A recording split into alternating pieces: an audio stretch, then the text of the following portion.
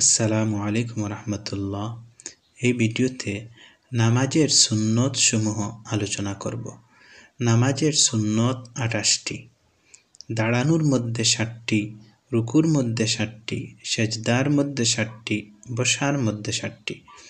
দাঁড়ানোর মধ্যে 60টি। হাত উঠানোর সময় হাতের আঙ্গুল স্বাভাবিকভাবে কিবলা রূপ করিয়া কান পর্যন্ত উঠান।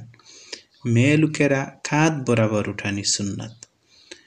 নাভির নিচে হাত বাঁধা এবং মেয়ে লোকেরা সিনার উপর হাত রাখা সুন্নাত।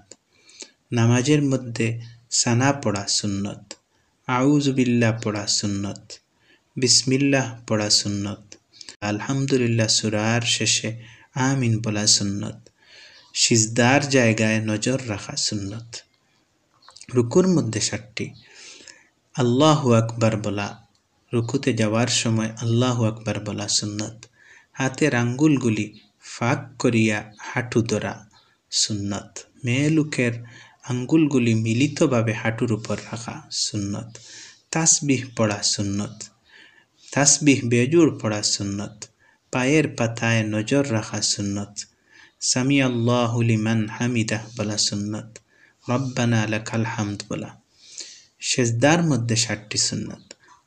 সেজদাতে যাওয়ার সময় আল্লাহু আকবার বলা, কান বরাবর হাত রাখা, হাতের আঙ্গুলগুলি মিলিয়ে রাখা, নাকের দিকে নজর রাখা, তাসবিহ পড়া, বেজুর তাসবিহ পড়া, আল্লাহু আকবার বলিয়া উঠা। বসার মধ্যে 60টি সুন্নত।